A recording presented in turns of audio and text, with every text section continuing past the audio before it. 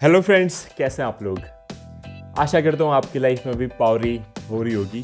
दोस्तों, आर्टिस्ट के लाइफ में उनकी पावरी रोज़ होती है वो आर्ट करते हैं रोज़। दोस्तों, इस वीडियो को बनाने में मुझे काफ़ी समय लग गया क्योंकि मैंने बहुत सोचा कि कैसे सबसे इजी वे में आपको दिखा सकूं कि कैसे आप कोई भी स्किन टोन ईजिली पेंट कर सकते हैं, even if you don't have any reference. So without any further do, let's get started. तो दोस्तों, ये मैंने स्केच कर लिया एक फेस जिसको हम पेंट करेंगे। और पेंट करने से पहले चाहे आप कोई भी स्किन टोन पेंट कर रहे हो, सबसे पहले आपको ध्यान में रखना होता है 3 चीज़। वो हैं हाइलाइट्स, मिड टोन्स और शैडोज़। तो बात करते हैं सबसे पहले हाइलाइट्स की। दोस्तों, हमारे फेस पे कुछ एरियाज़ ऐसे होते हैं जहाँ पर सबसे ज़्यादा लाइट रिफ्लेक्ट करती है, जैसे tip of the nose, cheeks, forehead, lips, eyes. ये सबसे ज़्यादा रिफ्लेक्ट करती हैं लाइट को, पर ये लाइटिंग कंडीशंस के हिसाब से वेरी कर सकता है। दोस्तों, अब बात करते हैं मिड टोन्स की। अगर सरल भाषा में समझाऊं आपको तो मिड टोन्स, मान लीजिए कि अगर आपके पास ब्लैक और वाइट है तो मिड टोन्स आपके जो भी बीच में ग्रे है वो आपके मिड टोन्स हैं। दोस्तों, अब बात करता हूँ मैं शेडोज़ की। और शेडोज़ हमारे फेस पे वहाँ होते हैं जहाँ लाइट नहीं पहुँच पाती, या फिर जो पार्ट लाइट को डायरेक्टली फेस नहीं करता वहाँ पर शेडो क्रिएट होती है।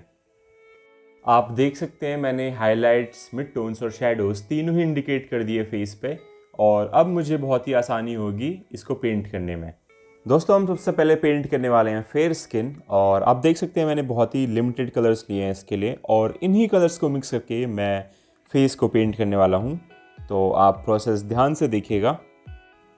दोस्तों, जैसे कि मैंने अपनी लास्ट वीडियो में आपको कलर जोन्स के बारे में बताया था, किसी भी फेस पे कलर जोन होते हैं, और एक लाइट फेस पे, लाइट स्किन होती है जिसकी, उसके फेस पे कलर जोन बहुत ही ईजिली विजिबल होते हैं।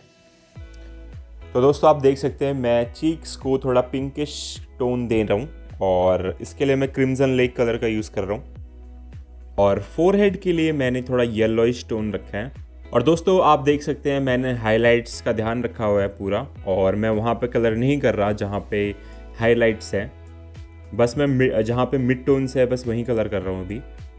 जब आप वाटर कलर्स कर रहे होते हैं तो आप हाइलाइट्स को मिड टोन्स कर सकते हैं, मिड टोन्स को शैडो कर सकते हैं, पर आप ऐसा उल्टा नहीं जा सकते। तो आपको ध्यान रखना होगा हाइलाइट्स का।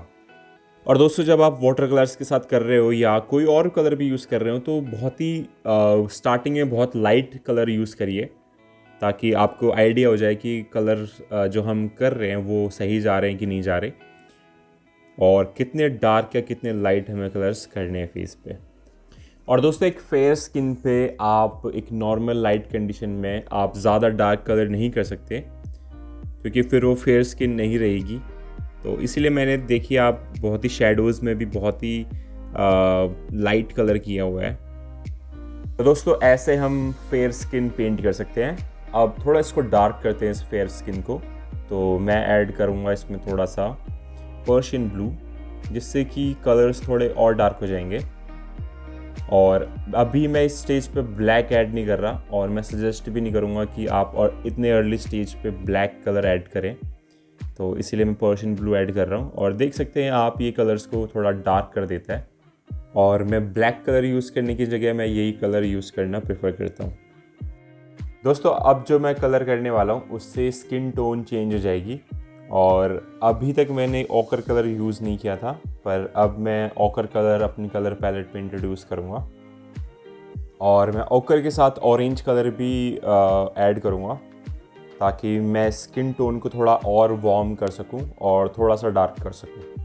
दोस्तों, क्योंकि मैं वाटर कलर यूज़ कर रहा हूँ तो मैं बहुत ज़्यादा डार्क कलर नहीं कर सकता अभी, तो मैं धीरे धीरे ऐसे लेयर बाय लेयर ऐड करूँगा, और आप देखेंगे कि ग्रेजुअली स्किन टोन भी चेंज होगी लेयर के साथ।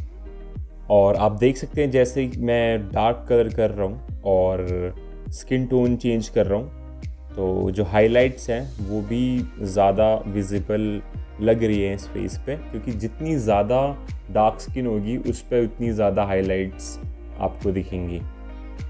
दोस्तों, अभी मेरे इस वक्त कलर पैलेट में 7 कलर्स ऐड हैं, और मैंने फेयर स्किन पेंट किया था 4 कलर से।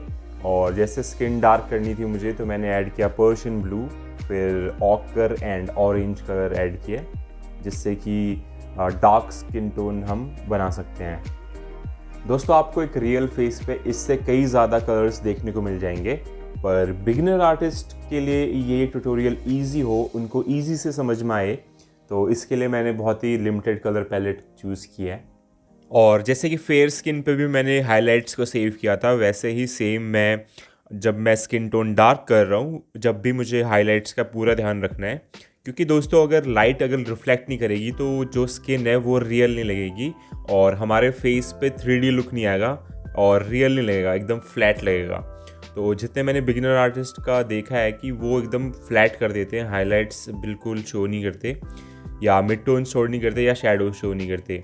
तो आपको ये तीनों चीज़ें ध्यान में रखनी है, हाइलाइट्स है, मिड टोन्स है और शैडोज़ है। किसी भी फेस पे आपको ये तीनों चीज़ें दिखेंगी, और चाहे आप कॉम्प्लेक्स पेंटिंग करें, चाहे बहुत सारी डिटेल करें या बहुत ही सिंपल रखें पेंटिंग्स को, आपको ये तीनों चीज़ें दिखानी ही दिखानी है, तभी आप एक रियलिस्टिक फील ला पाएंगे फेस पे। नहीं तो आप एकदम 2D जैसे कार्टून होते हैं वैसे आप कैरेक्टर्स ड्रॉ करेंगे या पेंटिंग्स बनाएंगे, अगर आप हाईलाइट, शैडो और मिड टोन्स ऐड नहीं करते तो। दोस्तों अगर आपको अपनी आर्ट में और इम्प्रूवमेंट चाहिए, अगर आपको एक अच्छा आर्टिस्ट बनना है और आपको अपनी क्रिएटिविटी को इन्हेंस करना है, तो आपको ऐसी पेंटिंग्स करनी पड़ेगी जिसमें आपकी जो थिंकिंग है वो ज़्यादा हो।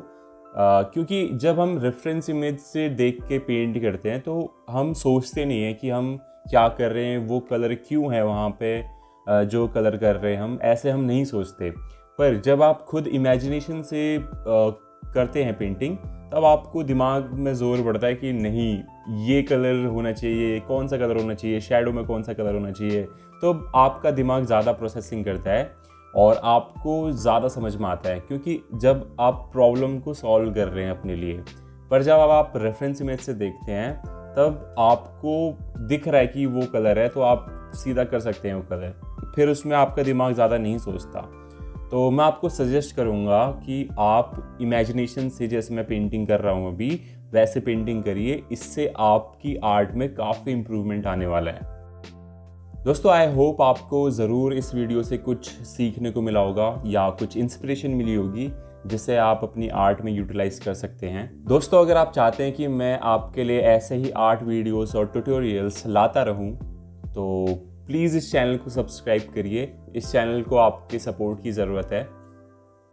दोस्तों इस चैनल का हर एक सब्सक्राइबर, आपके द्वारा किया गया हर एक लाइक और कमेंट मुझे काफ़ी मोटिवेट करता है कि मैं ऐसे ही और बेहतर आर्ट वीडियोस और ट्यूटोरियल्स आपके लिए बनाता रहूं।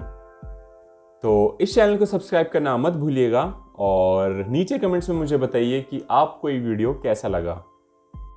तो दोस्तों हमारी पेंटिंग भी ऑलमोस्ट कंप्लीट होने वाली है, बस इसमें थोड़ी फिनिशिंग टच देना है, थोड़ी क्रिएटिविटी ऐड करनी है।